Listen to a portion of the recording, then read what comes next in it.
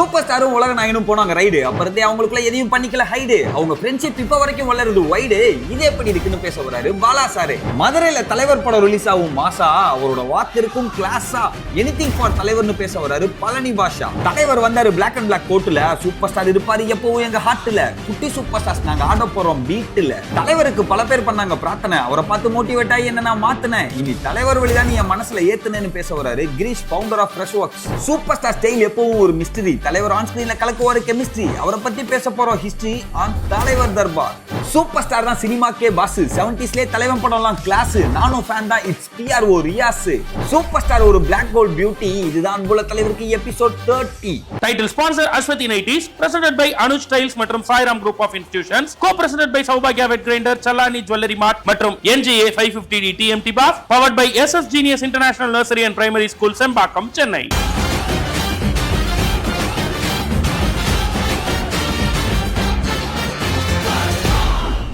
என்னை 1, 2, 3 என்று வரிசைப்படுத்தி பாடு அப்படின்னு திருவிளையாடல்ல சொல்றது ஞாபகம் வரும். இவர் ஒரு முறையும் பாயிண்டா சொல்லி தலைவர் பத்தின ட்ரிவியாஸை நம்ம கூட ஷேர் பண்றப்ப தேட தேட கிடைக்காத அல்ல குறையாத அத்தனை தகவல்களையும் நமக்கு தொகுத்து கொடுத்துட்டு இருக்க பாலா அண்ணனோட செக்மெண்ட் தான் இப்போ வரப்போகுது. இது எப்படி இருக்க?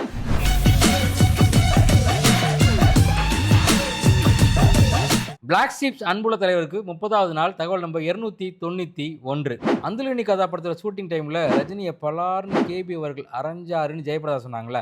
அப்படிப்பட்ட ஜெயபிரதா, ரஜினி, கமல்லாம் நடித்த இன்னொரு கேபி படம் தான் நினைத்தால் இனிக்கும். அந்த படத்தை பற்றி சுவாரஸ்யமான தகவல் சொல்லியிருந்தேன். அது என்னது அப்படின்னு பார்த்தீங்கன்னா, நடிகர் சங்க கடன் அடைக்கிறதுக்காக கேப்டன் விஜயகாந்த் மிகப்பெரிய நட்சத்திர கலை விழாவை சிங்கப்பூர் மலேசியாவில் பண்ணார். அந்த சிங்கப்பூர் மலேசியா மேடையில் ரஜினி, கமல் கிட்ட ரசிகர்கள்லாம் கேள்வி வைக்கிற மாதிரி ஒரு செக்மெண்ட் வச்சாங்க. அதில் நிறைய ஃபேன்ஸ் நிறைய கேள்வி கேட்டாங்க. அப்போ ஒரு கேள்வி, உங்கள் 2 பேரை பற்றின நட்பை பற்றி பேசுங்கன்னு சொன்னப்போ ரஜினி சொன்ன ஒரு இன்ட்ரெஸ்டிங்கான செய்தி என்ன அப்படின்னு பார்த்தீங்கன்னா, நாங்கள் நினைத்தாலே இன்றைக்கும் ஷூட்டிங்காக சிங்கப்பூர் மலேசியா வந்தப்போ நைட்டில் பைக் ரைட் போவோம். அப்படி போகிறப்ப ஸ்லிப் ஆகாமல் இருக்க என்ன இறுக்கமாக பிடிச்சிங்க ரஜினின்னு சொல்லுவேன். அன்னைக்கு பிடிச்சது தான். இன்னைக்கு வரைக்கும் அவரும் என்னை கீழே விடலை, நானும் அவரை கீழே விடலைன்னு கமல் பதிவு பண்ணுவார். அந்த அளவுக்கு நெருக்கமான நட்பு உண்டு. அப்படிப்பட்ட அந்த அழகான நட்பை பிரிக்கிறதுக்கு நிறைய பேர் நிறைய நேரங்களில் முயற்சி பண்ணாங்க. ரஜினி கிட்ட போய் கமல் அப்படி அப்படின்னு காதை கடிப்பாங்க, என்கிட்ட வந்து ரஜினி அப்படி அப்படின்னு காதை கடிப்பாங்க. ஆனால் ஒரு நாள் கூட நாங்கள் அதுக்கெல்லாம் செவி சாச்சதே இல்லை. எங்களை பற்றின எந்த விதமான நெகட்டிவாக யார் எங்ககிட்ட சொன்னாலும் நான் கேட்டுக்கிட்டே இல்லை. அதனால தான் இன்னைக்கு வரைக்கும் எங்கள் ஃப்ரெண்ட்ஷிப் ரொம்ப ஸ்ட்ராங்காக இருக்குன்னு பதிவு பண்ணுறார் கமல். நினைத்தால் எனக்கு திரைப்படம் ஏப்ரல் 14 ரிலீஸ் ஆச்சு. சிங்கப்பூர் மலேசியா ஷூட்டிங் முடிச்சு சென்னைக்கு வந்த ரஜினி அந்த நேரத்தில் மார்ச் மாதத்தில் கைது செய்யப்பட்டார். கொஞ்சம் அதிர்ச்சியாக இருக்குல்ல? தெரிஞ்சுக்க தகவல் நம்பர் 292. தகவல் நம்பர் 292. நினைத்தாலே இனிக்கும் படம் ஏப்ரல் 14 ரிலீஸ் ஆச்சு. அதுக்கு முன்னாடி மார்ச் மாதம் ரஜினி அவர்கள் சென்னையில் கைது செய்யப்பட்டார் அப்படின்னு சொன்னேன். ரொம்ப அதிர்ச்சியாக இருக்குல்ல? ரஜினியை கைது பண்ணியிருக்காங்களா அப்படின்னு. ஆமாம், அது நடந்துச்சு. அந்த மார்ச் மாதம் சென்னையில் மியூசிக் அகாடமி சாலையில் தலைவர் கார் ஓட்டிகிட்டு போயிட்டுருக்காரு. அப்போது ஒரு டிராஃபிக் சிக்னலில் ஒருத்தர் நிற்கிறார். அவரை பார்த்தோன்னே தலைவருக்கு கோபம் வருது. அது ஏன் கோபம் அப்படிங்கிறதெல்லாம் பின்னாடி பார்க்கலாம். கோபம் வந்தோடனே காரை நிப்பாட்டி பின்னாடி மூவ் பண்ணிட்டு அவரை போய் அடிக்க போகிறார். சட்டையை பிடிச்சி இழுக்கிறார். உடனே அவர் போய் போலீஸ் ஸ்டேஷனில் கம்ப்ளைண்ட் பண்ணுறாரு. ரஜினி என்ன தாக்க வந்தார், என்ன கொலை பண்ண வந்தாருன்னு சொல்லி அந்த செக்ஷனில் உடனே போலீஸ் FIR ஃபைல் பண்ணுறாங்க. தலைவரை அரெஸ்ட்டும் பண்ணுறாங்க. அரெஸ்ட் பண்ணி அன்னைக்கு ஸ்டேஷன் ஜாமீனில் அவர் வெளியும் விட்டுறாங்க. அந்த கைதுக்கான காரணம் என்ன, அவர் யாரை அடிக்க போனாருங்கிறத ரொம்ப முக்கியமான செய்தி. அவர் பேர் ஜெயமணி. ஒரு வார சினிமா பத்திரிகையாளர். அவர் தலைவரை பற்றி நிறைய நேரங்களில் தவறான செய்திகளை பத்திரிகையில் பிரசுரிச்சுட்டே இருக்காரு. அதை பார்க்குறப்பெல்லாம் தலைவர் கோபம் வந்துட்டே இருக்கு. அப்படிப்பட்ட ஜெயமணியை தான் மியூசிக் அகாடமி ரோட்டில் அந்த டிராஃபிக் சிக்னலில் பார்க்குறாரு. பார்த்தோன்னே தலைவர் கோபம் வந்துச்சு. அப்போல்லாம் பயங்கரமான கோபக்காரர் இருந்தார் ரஜினி. உடனே இறங்கி போய் சட்டையை பிடிச்சிட்டாரு. அதுதான் சம்பவம். அப்போ தலைவர், இல்லை நான் அவர் கொலை பண்ணலாம் போலங்க, கோபம் வந்தது, அடிக்கத்தான் போனேன், அவர் தப்பான ஒரு தகவல் கொடுத்து என்னை கைது பண்ண வச்சிட்டாருன்னு சொல்லி அப்புறம் அந்த கேஸ்லேருந்து தலைவர் விடுதலையும் ஆனார். அப்படி தலைவரை அன்னைக்கு அரெஸ்ட் பண்ண இன்ஸ்பெக்டர் பேர் என்ன தெரியுமா? சோமசுந்தரம். அந்த சோமசுந்தரம் அப்படின்னு பேர் சொன்னோடனே தலைவர் நடித்த இன்னொரு இன்ட்ரெஸ்டிங்கான ரொம்ப ஐகானிக்கான மூவி ஞாபகத்துக்கு வரும். தகவல் நம்பர் 293. தகவல் நம்பர் 293. தலைவரை கைது செஞ்சார்ல அந்த இன்ஸ்பெக்டர், அவர் பேர் சோமசுந்தரம் அப்படின்னு சொன்னேன். அந்த சோமசுந்தரம் அப்படிங்கிற பேர் சொன்னோன்னே தலைவர் நடிச்ச இன்னொரு ஐகானிக் மூவி ஞாபகத்துக்கு வருதுன்னு சொன்னேன். என்ன படம் அது அப்படின்னு பார்த்தீங்கன்னா, தலைவர் நடிச்சதுலேயே ரொம்ப இன்ட்ரெஸ்டிங்கான, இன்னும் சொல்லப்போனால் இன்னும் பல ஆண்டு காலம் ஆனாலும் தமிழ் சினிமாவில் மறக்க முடியாத மைல்கல் படம் அப்படின்னு இந்த படத்தை சொல்லலாம். இந்த படத்தை இயக்குனது யார் அப்படின்னு பார்த்தீங்கன்னா, ருத்ரையா அவர்கள். ஊமை விழிகள் படத்தில் கேப்டன் விஜயகாந்த் திரைப்படக் கல்லூரி மாணவர்களுக்கு வாய்ப்பு கொடுத்தாரு. நம்ம எல்லாரும் படிச்சிருக்கோம்ல. ஆனால் அதற்கு முன்னாடியே திரைப்படக் கல்லூரியில் படித்து யார்கிட்டையும் ஏடியா ஒர்க் பண்ணாமல் நேராக படம் பண்ண இயக்குனர் யாருன்னா ருத்ரையா அவர்கள். ருத்ரையா கமலுடைய மிகச்சிறந்த நண்பரும் கூட. அப்படி கமல் கிட்ட அவர் கதை சொல்லி உருவான திரைப்படம் தான் அவள் அப்படித்தான் திரைப்படம். திரைப்படத்துக்கு 4 பேர் கதைவசனம் எழுதினாங்க. இந்த படம் மொத்தமே 20 நாள்ல எடுத்து முடிக்கப்பட்ட திரைப்படம். சொல்லப்போனா அந்த காலத்துல க்ரௌட் ஃபண்டிங் திரைப்படம் கூட சொல்லலாம். நிறைய பேர் பணம் போட்டு எடுத்த திரைப்படம் கூட 20 நாள் ஷூட்டிங்ல. அப்ப கமல் தான் ரஜினி கிட்ட சஜஸ்ட் பண்ணி இந்த படத்துல நீங்க கண்டிப்பா நடிக்கணும்னு சொல்லி ஸ்ரீபிரியாவை கண்டிப்பா நடிக்கணும்னு சொல்லி அவங்கள கன்வின்ஸ் பண்ணி இந்த படத்துல நடிக்க வச்சாரு. ரொம்ப சின்ன திரைப்படம், ஆனா மிகப்பெரிய அளவுல வெற்றி பெற்றுச்சு. இந்த திரைப்படத்துல அருண் அப்படிங்கிற கேரக்டர்ல கமலும், தியாகு அப்படிங்கிற கேரக்டர்ல தலைவர் நடிச்சிருப்பாங்க. தலைவர் ஒரு ஆணாதிக்கவாதியா அட்டகாசமான ரோல் பண்ணிப்பாரு. மிக முக்கியமா இங்கிலீஷ் டயலாக்லாம் செம்மையா பேசி பண்ணியிருப்பாரு. அது ஒரு ஸ்டைலில் பண்ணியிருப்பாரு. இந்த படம் இன்னைக்கு நீங்க போய் பார்த்தீங்கன்னா ஒரு ஐகானிக் மூவி. இன்னைக்கு இந்த படம் பார்த்தீங்கன்னா கமல் ரஜினிக்கான கான்வர்சேஷன் சரி, ரஜினிக்கும் ஸ்ரீபிரியாவுக்கான கான்வர்சேஷன், இது எல்லாத்துலையும் ரெவல்யூஷனரி டயலாக்ல இருப்பாங்க. தலைவரும் பயங்கரமா டெலிவரி பண்ணியிருப்பார். ஈக்குவாலிட்டி எதுவுமே எனக்கு தெரியாது. ரசிக்கப்பட வேண்டியது, ருசிக்கப்பட வேண்டியது. ஒன்னு மது, இன்னொன்னு மாது. இந்த படத்தோட அந்த கதை வசனம் இருக்குல்ல, இவ்வளவு இன்ட்ரெஸ்டிங்கான கதை வசனத்தை எழுதினது 4 பேர். ஒருத்தர் அந்த படத்தை இயக்குனர் ருத்ரையா அவர்கள், இன்னொருத்தர் நான் சொன்னேன் இல்லைங்களா அந்த இன்ஸ்பெக்டர் பேர் கொண்ட சோமசுந்தரேஸ்வரர், அவர் தான் பின்னாடி கே ராஜேஸ்வர் அப்படிங்கிற பேர் நிறைய படத்தை இயக்குனர். 3வது வண்ணன் இலவன், மிகச்சிறந்த எழுத்தாளர். அவர் கதை வசனம் எழுதின ஒரே திரைப்படம் மட்டும்தான். 4வது கேபி அவருடைய உதவி இயக்குனரா இணை இயக்குனராக இருந்து சிகரம் படம் டைரக்ட் பண்ணார்ல அனந்து அவர்கள். 4 பேரும் சேர்ந்து அந்த கதை வசனத்தை எழுதினாங்க. எழுத்தாளர் வண்ணன் இலவன் ஒரே ஒரு படம், இந்த படத்துக்கு மட்டும்தான் கதை வசனம் எழுதியிருக்கான்னு சொன்னேன்ல. அப்படிப்பட்ட எழுத்தாளர் வண்ணன் இலவனை பத்தி பேசுற நேரத்தில் இன்னொரு எழுத்தாளர் ரஜினிக்கு மிக நெருக்கமான எழுத்தாளர், அவருக்கு ஒரு விருது கிடைக்குது. அந்த விருது விழா மேடையில் ரஜினி என்ன பேசினா தெரிஞ்சுக்க தகவல் நம்பர் 294. தகவல் நம்பர் 294. எழுத்தாளர் வண்ணன் இலவன் அவள் பிடித்தன் படத்துக்கு கதைவசனம் எழுதினாரு. அதே மாதிரி இன்னொரு எழுத்தாளர் ரஜினிக்கு ரொம்ப நெருக்கமான எழுத்தாளர், அவர் இலக்கியத்தில் மிகச்சிறந்த விருது வாங்குறார். அந்த விருதுக்காக விழா நடத்துறாங்க. அந்த விழாவில் கலந்துக்கிட்டு ரஜினி என்ன பேசினார் அப்படின்னு சொல்றேன்னு சொல்லியிருந்தேன். அந்த எழுத்தாளர் யார் அப்படின்னு பார்த்தீங்கன்னா திரு எஸ் ராமகிருஷ்ணன் அவர்கள். எஸ் ராமகிருஷ்ணனுக்கும் ரஜினிக்குமான நெருக்கம் ரொம்ப ஆச்சரியமானதுங்க. ஏன்னு பார்த்தீங்கன்னா கமலை பற்றி அடிக்கடி சொல்லுவாங்க, கமல் எப்பொழுதுமே எழுத்தாளர் சூழல், இலக்கியவாதிகள் சூழல் இருப்பார் அப்படின்னு சொல்லி. அதே பழக்கம் ரஜினிக்கும் உண்டு. அவர் நிறைய புத்தகங்கள் படிப்பார், எல்லா எழுத்தாளையும் தெரிஞ்சு வச்சிருப்பாருன்னு யார் சொல்றா? எஸ் ராமகிருஷ்ணன் சொல்றாரு. தமிழ் இலக்கியத்தோடு உண்மையில் நேரடியான ஆத்மார்த்தமான உறவு கொண்டிருக்கக்கூடிய ஒரு மகத்தான கலைஞர் திரு ரஜினிகாந்த் அவர்கள். எஸ் ராமகிருஷ்ணனுக்கும் ரஜினிக்குமான முதல் இன்ட்ரோ எப்போ உருவாது அப்படின்னு பார்த்தீங்கன்னா சங்கர் கிட்ட ஒரு முறை கேட்கிறார் ரஜினி, நான் அந்த மாதிரி ஒரு படம் பண்ண போறேன், ஆன்மீக ரீதியான படம், இந்த படத்துக்கு எனக்கு ஒரு நல்ல எழுத்தாளர் வேணும், நான் தான் அதோட கதை வசனத்தை எழுதுறேன், எனக்கு ஒரு எழுத்தாளர் கூட இருந்தால் நல்லா இருக்கும்னு சொன்னப்போ சங்கரோட அசிஸ்டன்டான ஹோசிமின் எஸ்ராவை சங்கர் கிட்ட இன்ட்ரோடியூஸ் பண்ண, சங்கர் எஸ்ராவை ரஜினி கிட்ட இன்ட்ரோடியூஸ் பண்றாரு. அப்படித்தான் எஸ்ரா முதல்ல போய் தலைவரை மீட் பண்றார். எஸ்ரா கிட்ட தலைவர் ஒரு புக்கு கொடுத்தார். இந்த புக்கை கொடுத்துட்டு இந்த புக்கை படிங்க, இந்த புக்கை பேஸ் பண்ண ஒரு கதையை தான் நான் படமா பண்ண போறேன் அப்படின்னு சொல்லி அந்த பாபா படத்துடைய கதையை பத்தி அவர்கிட்ட பேசுறாரு. அந்த புத்தகம் என்ன புத்தகம் அப்படின்னு பார்த்தீங்கன்னா லிவிங் வித் ஹிமாலயன் மாஸ்டர் அப்படிங்கிற புத்தகம். அந்த புத்தகத்தை வாங்கிட்டு எஸ்ரா சொன்னாரா, இந்த புத்தகம் நான் ஏற்கனவே படிச்சிட்டேன், படிச்சது மட்டும் இல்ல இந்த புத்தகம் சம்பந்தப்பட்ட எல்லா பகுதிகளுக்கும் நான் டிராவலும் பண்ணியிருக்கேன்னு சொன்னேன். தலைவருக்கு ரொம்ப பிடிச்சி போச்சான். ஓகே அப்ப நீங்க தான் இந்த படத்துக்கு ரைட்டர்னு அப்பயே ஃபிக்ஸ் பண்றாங்க. அப்படி ரைட்டரா மாதிரி தமிழ் சினிமாவில் முதல்ல எழுத்தாளர் எஸ்ரா கதைவசனம் எழுதின படம் தான் பாபா திரைப்படம்.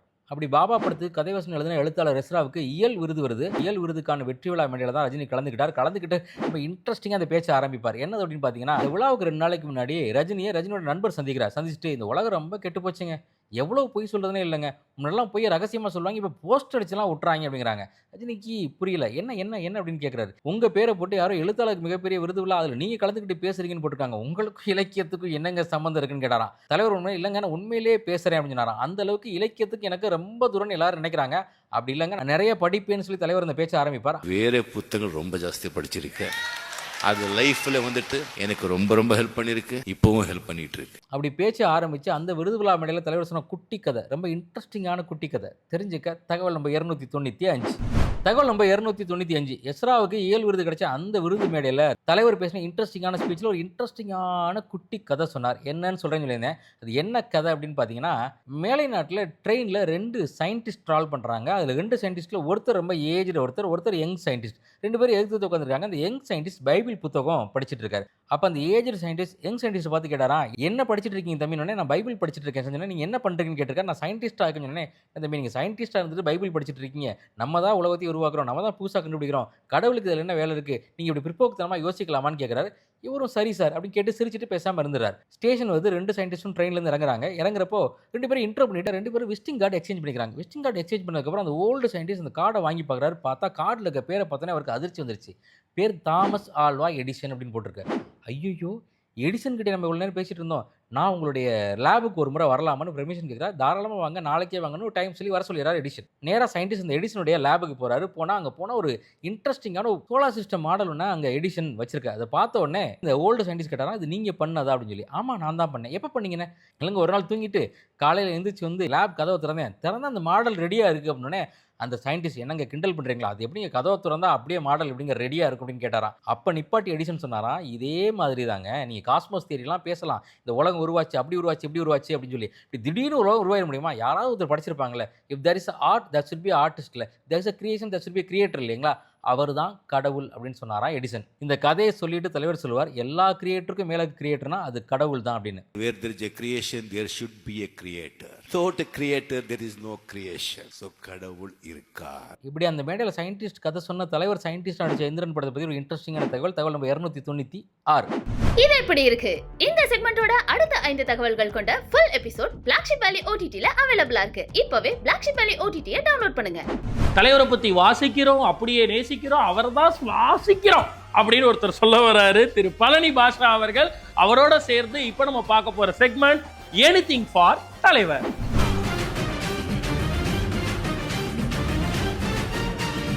என் பேர் மதுரை எஸ் பழனி பாச்சா.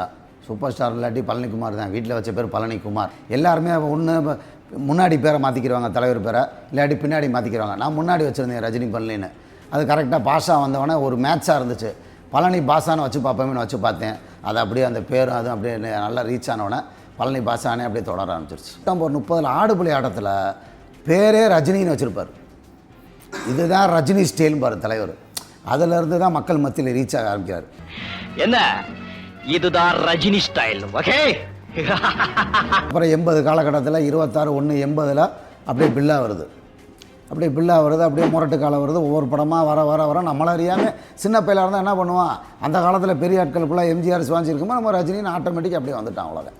ஜூன் 2 பைரவி படம் தமிழ்நாடு ஃபுல்லாக வருது. கலைப்புலி தானே இப்போ விநியோகஸ்தராக இருந்து படத்தை வாங்கி வைக்கும் போது தான் த கிரேட்டஸ்ட் சூப்பர் ஸ்டார் அப்படின்னு சொல்லி கட் அவுட் வைக்கிறார். வெளியில் கட் அவுட் வச்சு விளம்பரம் பண்ணுறாரு. 10/8/1979 சிவாஜி சாரோட 3/4 மணி நேரம் தான் வருவார். நான் வாழ வைப்பேன் அந்த படம் பேர். மைக்கேல் டிசோசான்னு வருவார். 79 படம் ஃபுல்லாக சிவாஜி சார் ஆக்கிரமிப்பு பண்ணியிருப்பார். ஆனால் 3/4 மணி நேரம் வந்து அடித்து படத்தை தூக்கி வச்சுட்டு நான் வாழ வைப்பேங்கிற டைட்டில் அப்படியே நிரூபிச்சுட்டு போயிருப்பார். நான் என் ரிவால்வருக்குள்ள எப்பவுமே தோட்டாக்கள் போடுறது இது சொல்றதுக்காக இல்லை, சும்மா தொடறதுக்காக. நம்மளுக்கு எல்லா படமே பாடம் மாதிரி. 79 வந்து 6லேருந்து 60 விட ஒரு படம் வராது. சந்தானம்னு ஒரு கேரக்டர் நடிச்சிருப்பார் தலைவர். அந்த படத்துலேருந்தே பயங்கரமாக தான் இருக்கும். அதனால் தலைவர் படத்தை எதுவுமே கிடையாது, எல்லாமே நம்மளுக்கு இன்ஸ்பிரேஷன் தான். தலைவரை நம்ம வந்து சும்மா மற்ற மாதிரி சும்மா ஏதோ தலைவரை வந்தோம் பார்த்தோம் கைத்தட்டினா போனோம் இல்லை. நம்ம தலைவரை பற்றி படிக்கிறோம், வாசிக்கிறோம், அப்படியே நேசிக்கிறோம், அப்படியே சுவாசிக்கிறோம். அதனால் தலைவர் தான் நம்மளுக்கு எல்லாமே. எல்லா படமே இன்ஸ்பிரேஷன் தான் நம்மளுக்கு. வர வர நீங்க பெரிய ஞானியை போல பேசுறீங்க. யாரும் ஞானியா பிறக்கிறது இல்லை, சந்தர்ப்பமும் சூழ்நிலை இருந்தால் ஒரு மனுஷனை ஞானியாக்குது. 1982 ஜனவரி பொங்கலுக்கு வந்த படம் போக்கிரி ராஜா. அந்த படத்தில் தலைவர் வரும்போதே அப்படி வந்தார் அப்படிம்பார், அப்படின்னு தூக்கி விடுவார். நம்ம அதே மாதிரியே செஞ்சு பழகிட்டான். மார்ச் 12 தனிக்காடு ராஜான்னு ஒரு படம் வரும், அதே 82.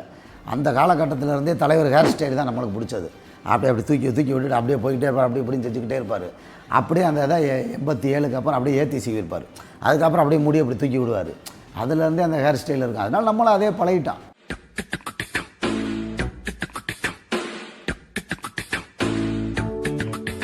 செப்டம்பர் 15 ஒரு படம் வருது. தமிழ்நாடே திருப்பி கிராமத்தை நேரடியாக கேமரா கொண்டு போய் கிராமத்தை காமிச்சு 1977 15/9 16 வயது நிலையிலே பரட்டேன்னு ஒரு படம் வந்துச்சு. அந்த படத்து மூலமாக தான் தலைவர் கிராமங்கள் ரீச் ஆகுறாரு. இது எப்படி இருக்கு? 80s இருந்து தலைவர் அப்படியே சினிமா ஆக்குபை பண்ணுறாரு. 80s இருந்து கமல் ரஜினின்னு வந்துருச்சு. அப்படியே அவர் வந்து அரங்கேற்றம் அது இதுன்னு முதலே ரஜினி சாருக்கு முன்னாடியே பண்ணிட்டார். ஆனால் 80s இருந்து தலைவர் கையில் கொண்டு வந்துட்டார் சினிமாவை. அதுக்கு ஒரு உதாரணம் தான் ஜனவரி 26 பாலாஜி ஃபிலிம்ஸில் நடித்த பில்லா. அதுக்கப்புறம் 3 ஜூன் அப்படியே அதே 3/7 காளி. அந்த வருஷம் மட்டும் பார்த்தீங்கன்னா 80 மட்டும் பார்த்தீங்கன்னா எல்லாம் 3 கைராசி. அந்த வருஷத்தில் கடைசியில் பிளாக் பஸ்டர் கிட்டுன்னு சொன்னோம்னா டிசம்பர் 20 வந்து முரட்டுக்காலை. முரட்டுக்காலையிலேருந்து தலைவர் ஒரு அசைக்க முடியாத இடத்துல ஒரு சிம்மாசனம் போட்டு உக்காண்டார்.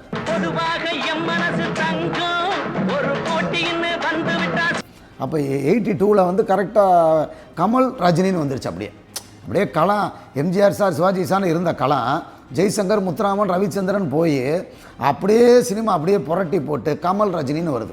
போல அறிவாளி இனிமேலும் விட்டு வைக்கிறது என்னை போல அறிவாளிக்கு நல்லது. அதுதான் ரஜினி ஸ்டைல். 80s ஆக்கிரமிக்க ஆரம்பித்தார். 2025 அதை ஃபாலோ பண்ணி போய்கிட்டே இருக்கார். இன்ன வரைக்கும் எவனும் கிட்டக்க வர முடியலை. நம்மனா எதுக்கு மன்றம் திறக்கிறோம்னா நற்பணிகள் செய்யறதுக்கு தான் மன்றமே திறந்தோம். ரஜினி ரசிகர் நற்பணி மன்றம் தான் வச்சான். அந்த காலத்திலே 89, 90 எல்லாத்துக்குமே நோட் புக் கொடுக்குறது, அந்த ஏரியாவில் தண்ணியெல்லாம் அப்போ கொஞ்சம் பிரச்சனையாக இருக்கும். சில்வர் குடம் கொடுக்குறது, பிளாஸ்டிக் குடம் கொடுக்குறது, ஏதாவது ஒரு நற்பணி பண்ணிக்கிட்டே இருப்பான். தலைவர் பேரை சொல்லி அந்த காலத்துலேருந்தே ஏதாவது உதவிகள் பண்ணிக்கிட்டு தலைவரை ஃபாலோ பண்ணி போய்கிட்டே இருக்கான். தலைவர் உங்களுக்கு பார்த்தீங்கன்னாலே தெரியும், எல்லாத்துலேயுமே ஒரு வரி சொல்லுவார். நீ உன்னையை காப்பாற்றிக்க, உன் குடும்பத்தை பாரு, பெற்றவங்களை பாரு, அதுக்கப்புறம் 10 பேரை நீ காப்பாற்றுற அளவுக்கு வசதி வந்தவொடனே அதுக்கு அடுத்து மக்களை பாரு அப்படிம்பார். அதை நம்ம ஃபாலோ பண்ணி தான் இன்றைக்கி நம்ம சம்பாரித்து கரெக்டாக அதுக்கப்புறம் நம்மளுக்கு போக இருக்கிறத மீதியை செலவு பண்ணுவோம். நாங்கள் பேசுகிறதே எல்லாமே உதாரணம் சொல்கிறதே தலைவர் படத்தை தான் சொல்லுவோம்.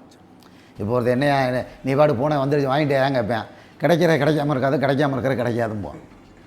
என்னையா ரொம்ப பயந்துட்ட போல, அன்றைக்கி வந்தேன் டக்குன்னு பயந்துட்ட போல. வாழ்க்கையில் பயம் இருக்கலாம், ஆனால் பயமே வாழ்க்கை ஏறக்கூடாது. இப்படி எல்லா டைலாக்குமே எங்களுக்கு இதயத்திலே பதிஞ்சிருச்சு. ஒரு டைலாக் இல்லை, எல்லா டைலாக்குமே. 82 மார்ச் 12 வந்த தனிக்காட்டு ராஜா ஆர் சுந்தரராஜ் எங்கள் பாப்பில், என்னப்பா நீ யார் பாதை, நீ எந்த பாதையில் தான் போகிற எனக்கு தெரியலேயும் பாரு. நான் யாரோட பாதையும் போக விரும்பலை, நான் போகிற இடமெல்லாம் பாதையாக மாறிக்கிட்டே இருக்கும் அப்படிம்பாரு. என் நிழலில் சோம்பேறியில் இறப்பாரையும் விடமாட்டேன் பாரு. அதனால் அந்த காலத்துலேருந்து தலைவர் வாசனம் எப்பயுமே போகும். யாருடைய பாதையிலும் நான் போக விரும்பல, நான் போற இடமெல்லாம் பாதையா மாறணும். என்னுடைய நிழல்ல சோம்பேறிங்க உருவாகவும் விடமாட்டேன். தலைவா நீங்கள் 100 ஆண்டு காலம் வாழணும். பாஷா படத்தில் விஜயகுமார் சொன்ன மாதிரி 100 ஆண்டு காலம் மன நிம்மதியோட ஆரோக்கியத்தோட என்றைக்குமே நீ இருக்கணும். உங்களை பார்த்து ரசிச்சுக்கிட்டே இருக்கணும். கார்ட்டூனிஸ்ட் மதன் ஒருத்தர் இருப்பார். அவர் சொல்லுவார், 85 வயசுலையா இப்போ 75 வயசில் ரஜினி 90 வயசில் ஒரு படம் நடித்தாலும் அந்த தேட்டரில் கூட்டம் இருக்கும். அந்த படத்தை பக்கம் சண்டை போடுவாங்க, டிக்கெட்டுக்கு சண்டை அதைத்தான் தலைவா சொல்கிறான். 75 வயசுங்கிற நீங்கள் தர்பாரில் சொன்ன மாதிரி அது வெறும் ஜஸ்ட் ஒரு நம்பர் தான் உங்களுக்கு. இன்னும் நீங்கள் நிறையா நடிக்கணும். வாழ்க தலைவா, வாழ்க தலைவா. எனிதிங் ஃபார் தலைவர்ல நான் எப்போ வருவேன், இன்னும் கொஞ்ச நாள் தான் இருக்குது, சீக்கிரமாக வீடியோ வரும் அப்படின்னு நினச்சிங்கன்னா சீக்கிரமாக வீடியோ ரெக்கார்ட் பண்ணுங்கள். ஷார்ட் அண்ட் ஸ்வீட்டாக இன்ட்ரெஸ்டிங்காக உங்களுடைய தலைவர் ஃபேன் மூமெண்ட்ஸை வீடியோ பண்ணி அதை ஸ்க்ரீனில் தெரியக்கூடிய இந்த நம்பருக்கு வாட்ஸ்அப்பில் ஹை குவாலிட்டி வீடியோவாக தட்டி விடுங்க.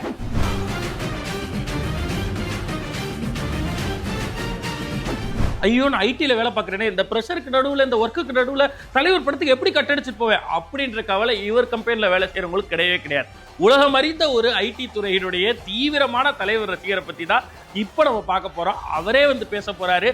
தலைவர் வழியில் அவர் எப்படி இன்னைக்கு இந்த இடத்த அடைஞ்சிருக்கார் அப்படின்றத நம்ம கூட ஷேர் பண்ணிக்கிறதுக்காக CEO of together funds Thiru Girish Mathrubootham அவர்கள் ஆன் தலைவர் வழி.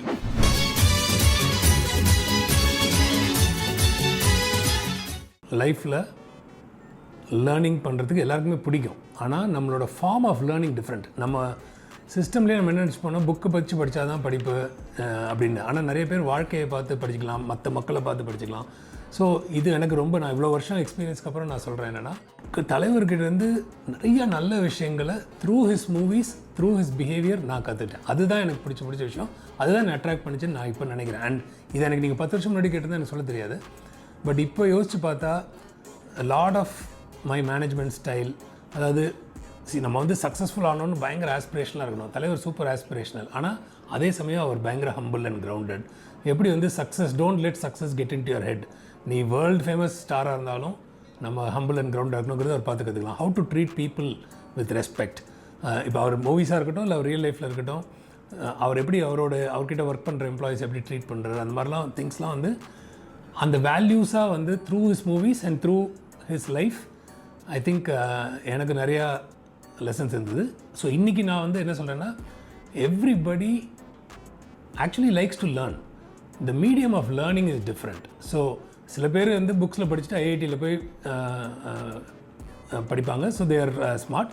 But there are many others in life where நம்ம வந்து பீப்புளை பார்த்து இல்லை மூவிஸை பார்த்து எப்படி வேணால் கற்றுக்கலாம். So I think for me a lot of important lessons in life I learned from watching his movies and watching him. நீ வாழ்க்கையில நிம்மதியா இருக்கணும்னா அடுத்தவங்களுடைய பொண்ணு மேலேயும் பொருள் மேலேயும் பெண் மேலேயும் கை வைக்க கூடாது, கண்ணு வைக்க கூடாது. இல்லை, ஆல் டைம் ஃபேவரட் மூவி எனக்கு சிவாஜி த பாஸ். எத்தனை தடவை பார்த்தாலும் இது பண்ண முடியுது. அண்ட் இப்போ ஏஐயில் நம்ம இருக்கிறதுனால, அதுவும் டுகெதர் ஃபண்ட் வந்து ஏஐ ஸ்டார்ட் அப்பில் இன்வெஸ்ட் பண்ணுறதுனால, நேத்தி கூட பேசும்போது தலைவர் எப்படி அப்படியே சொல்லிட்டாரு, இந்த சிட்டி ரோபோ பண்ணுறதெல்லாம் இன்றைக்கி ரியல் லைஃப்பில் நம்ம பார்த்துட்ருக்கோம். ஸோ ஒரு எக்ஸாம்பிளுக்கு இந்த டெலிஃபோன் டைரக்டர் எப்படி படிச்சுட்டு பிபி தான் பரமோட ஃபோன் நம்பர்னு சொல்லுவார்.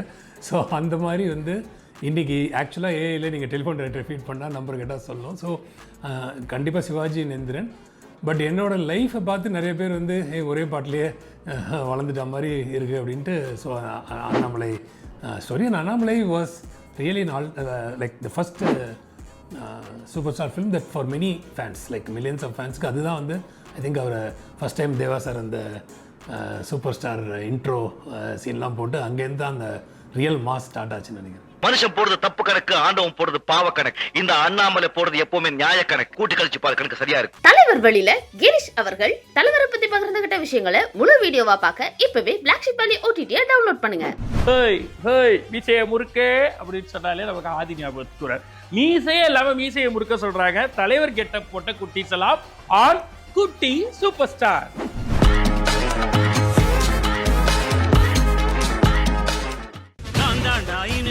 வந்து நின்னா தர்பாரு உன்னோட்ட கேங்கு நான் தாண்ட லீடு எல்லாம் என் வரலாறு பார்த்தவன் நாம் பல பேரு உன்னோட்ட பேட்டைக்கு நான் தாண்ட லாடு ரகட விட்டாக்கா ராக்கு நக்குரு எல்லாமே சிடுக்கா வந்தாக்கா சீக்கு நக்குருங்க இருத்த பார்த்தாக்கா நிறுக்கு நக்குரும் தொடாது அடிச்சா என்னாவ டண்டா நக்குருங்க நெருப்பு பேரோடு நீ கொடுத்த ஸ்டாரோடு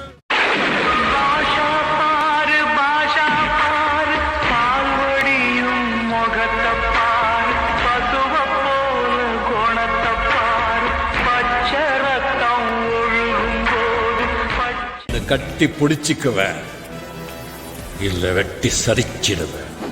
உங்க வீட்டு குட்டீஸும் இந்த குட்டி சூப்பர் ஸ்டார் கலந்துக்கணும்னு நினைச்சீங்கன்னா ஸ்கிரீன்ல தெரியக்கூடிய இந்த நம்பருக்கு உங்க வீட்டு குட்டீஸை வீடியோ எடுங்க. அந்த வீடியோஸை ஹை குவாலிட்டியா வாட்ஸ்அப்ல தட்டி விடுங்க.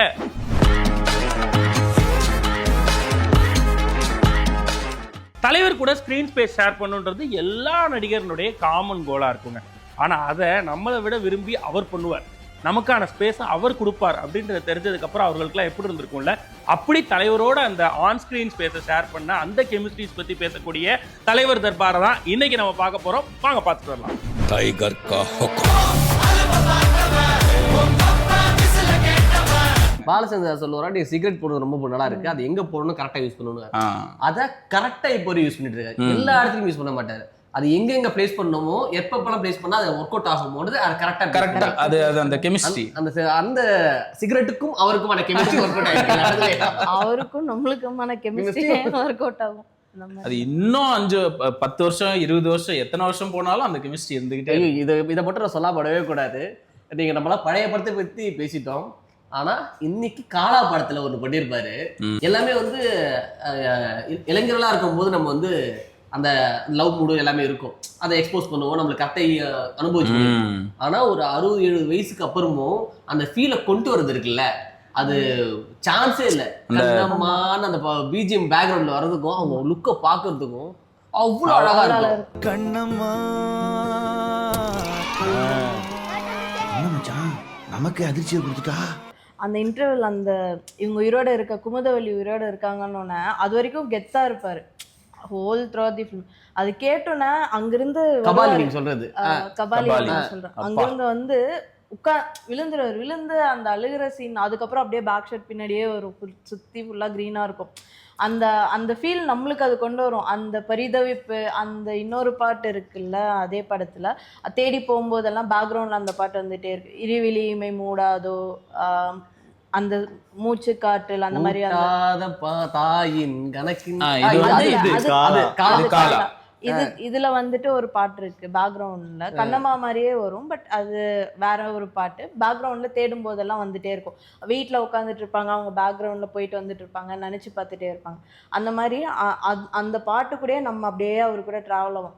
அவர் அந்த பரிதவிப்பு தேடி போறது எல்லாம் இருக்கும். கிடைச்சிட்டாங்கன்னு சொன்னோம்னா அந்த சந்தோஷம், அதை தாண்டி ஒரு ஸ்லோ மோஷன்ல ஒரு கண்ணை பாக்குறப்ப அடுத்த நாள் காலையில போய் பார்க்க போறோம், நைட்டு பொண்ணுகிட்ட என்னன்னு தெரியல, எனக்கு ஒரு மாதிரி இதா இருக்கு அப்படின்னு அவர் சொல்லும்போது ஒரு புது பையன் ஒரு பொண்ணு பார்த்துட்டு சொல்லுவாரு. அவ்வளவு கஷ்டமா இருக்கும். அவரு ஒரு போய் பார்க்க போறோம், அந்த எக்ஸைட்மெண்ட் இருக்கு, அதுல சிரிச்சுக்கிட்டே வேற சொல்லுவாரு. பெர்ஃபார்ம் பண்றது வந்து பயங்கரமா இருக்கும். இத்தனை வருஷம் எங்கேயோ தூரம் இருந்தவ இன்னைக்கு இங்கேயோ எங்கேயோ பக்கத்துல இருக்கா. என்ன நினைச்சு தூங்கிட்டு இருப்பா, என்னை பார்த்த உடனே எப்படி ரியாக்ட் பண்ணுவா, என்ன நினைப்பா, அதெல்லாம் நினைக்கும் போது நெஞ்செல்லாம் திக்கு இருக்குமா, உடம்பெல்லாம் ஒரு மாதிரியா இருக்கு. தலைவர் தர்பார்ல தலைவருடைய ஆன் ஸ்கிரீன் கெமிஸ்ட்ரி பத்தி பேசின விஷயங்களை முழு வீடியோவா பார்க்க இப்பவே பிளாக் ஷிப் வேலி OTT டவுன்லோட் பண்ணுங்க. கங்கா தன்னை சந்திரமுகியா நினைச்சா அப்படி நின்னா மாறினா நடந்துக்கிட்டா, அந்த மாதிரி தலைவர் ஃபேன்ஸ் எல்லாருமே அவரை மாதிரியே நினைச்சுக்கிறதும் அவரை மாதிரியே நடக்கிறதும் அவரை மாதிரியே பேசுறதும் வாழ்க்கையில நான் செயல்முறையா அவருடைய லைஃப்பை நம்ம வாழ்ந்து பார்க்கறதும் இதை எல்லாருமே பண்ணுவோம். அதுக்கு வந்து எவிடென்ட்டா ஒருத்தரை பார்க்கலாம், தலைவர் உள்ள என்ன கெட்டப் வச்சிருக்காரு அப்படின்றத வீட்டை விட்டு வெளியே இவர் வர்றப்பயே எல்லாருமே தெரிஞ்சுக்குவோம். அப்படி தீவிரமான தலைவர் ஃபேனா, தலைவரோட பல வருடங்களா பயணிச்சுட்டு இருக்கக்கூடிய ஒருத்தர், ஒரு legendary icon at PRO industry அப்படின்னு சொல்லலாம். அப்படிப்பட்ட ரியாஸ் அண்ணன் அவர்கள் நம்ம கூட பகிர்ந்துக்கிறாரு அவருக்கும் தலைவருக்குமான அந்த ஃபேன் மூமெண்ட்ஸை ஆன் நானும் ஃபேன் தான்.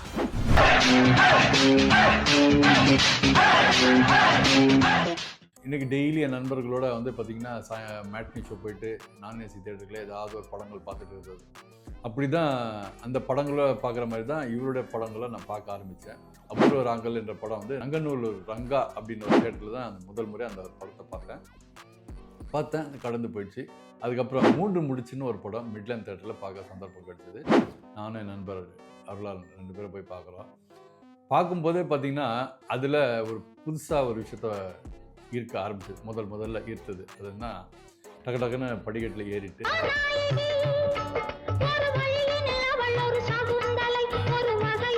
அதில் ஸ்ரீதேவிக்கும் தலைவருக்கும் இருக்கிற ஒரு கான்ஃப்ளிக்ட் பார்த்திங்கனாக்கா 2 பேருக்கும் ஒரு பரஸ்பரம் பயங்கரமாக இருக்கும். இவர் அவங்கள அடையணும்னு நினைக்கிறது, அவங்க வந்து இவர்கிட்டேருந்து விலகி போகிறது, இதனால் வந்து தன் நண்பரை கூட கொல்றதுக்கு தயங்காமல் அது நடக்கிற விஷயம். அவ்வளோ ஸ்டைலு மேனரிசம் எல்லாம் பார்த்தீங்கன்னா அது எல்லாருக்குமே ஈர்த்தது. நவீனைகள் யாருடனோ மாயவனின் விதி வகைகள். அதுக்கு முன்னாடி வந்து ஸ்டைலுன்ற வார்த்தை நம்ம வந்து புத்தகத்தில் ஆக்ஸ்ஃபோர்ட் டிக்ஷனரியிலலாம் பார்த்து இல்லை இங்கிலீஷில் நம்ம படித்த புக்ஸில் அதோட மீனிங் கேள்விப்பட்டிருக்கோமே தவிர அது உணர்ந்த சந்தர்ப்பங்கள் பெரும்பாலும் என் பேருக்கு கிடைச்சிருக்காது.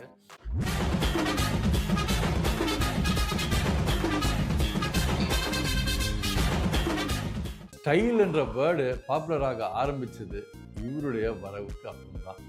இதுக்கோட சுட சுட பார்த்தீங்கன்னா தொடர்ந்து ஆடுபுலி ஆட்டம்னு ஒரு படம் வருது. அதில் பார்த்தீங்கன்னாக்கா உலகநாயகனும் சூப்பர் ஸ்டாரும் நடிக்கிற படம், SP முத்துராமன் டைரக்ஷன்.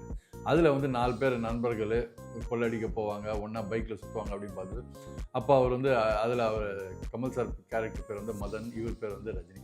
இதுதான் மதன் ஸ்டைல், இதுதான் ரஜினி ஸ்டைல் அப்படின்னு சொல்ல ஆரம்பிக்கும் போது போல அறிவாளியை இனிமேலும் விட்டு வைக்கிறது என்னை போல அறிவாளிக்கு நல்லது, அதுதான் ரஜினி ஸ்டைல். நானும் ஃபேன் தான்ல PRO ரியாஸ் அவர்கள் தலைவரை பத்தி பகிர்ந்துகிட்ட விஷயங்களை முழு வீடியோவா பார்க்க இப்பவே பிளாக்ஷிப் வேலி OTT-யை டவுன்லோட் பண்ணுங்க. மொத்த இந்திய திரையுலகில் நம்மளுடைய தலைவனுக்கு ஈடேது. இப்ப நம்ம முடிவுக்கு வந்திருக்கிறது எபிசோட் 30. எஸ், இன்னும் 20 எபிசோடுகள் இருக்கு. தலைவருடைய இந்த 50 வருட பயணத்தை தொடர்ந்து எல்லார் மூலமாகவும் நம்ம கேட்க, பார்க்க, ரசிக்க, லயிக்க, சிலிர்க்க, கொண்டாட. ஸோ அப்படிப்பட்ட அடுத்த 20 நாட்களும் நீங்க இந்த நிகழ்ச்சியை பார்க்கணும்னு நினைச்சீங்கன்னா உடனடியாக சித்திரம் டிவியில 7 மணிக்கு டெய்லி ஷார்ப்பாக ஆஜராயிருங்க, ஷோவை பார்க்கலாம். இல்லைப்பா நான் இன்டர்நெட்டில் தான் பார்ப்பேன் அப்படின்னா யூடியூப்ல பிளாக் ஷிப்ல இதோடைய ஷார்ட் வெர்ஷனையும் ஃபுல் வெர்ஷனை எல்லாருக்கும் முன்னாடி பார்ப்பேன், அப்படி ஒரு ஃபேன் நான் அப்படின்னா பிளாக்ஷிப் வேலி OTT-யை டவுன்லோட் பண்ணி சப்ஸ்கிரைப் பண்ணுறது மூலமா எல்லா எபிசோடும் அன்கட்டா ஃபுல் வெர்ஷன் காலையிலே உங்களை வந்து சேரும். மீண்டும் உங்க எல்லாரையும் வந்து நாளைக்கு சந்திக்கிறேன். அதுவரை உங்களிடம் விடைபெறுவது RJ Vignesh, entire black sheep family. இது அஸ்வதி நைட்டிஸ் வழங்கிய பிளாக் ஷீப்ஸ் அன்புள்ள தலைவருக்கு. Title sponsor Aswathi nighties, presented by Anuj styles மற்றும் Sairam group of institutions, co presented by சௌபாக்யா wet grinder, Challani jewellery mart மற்றும் NGA 550D TMT bars, powered by SS Genius international nursery and primary school, Sembakkam, Chennai.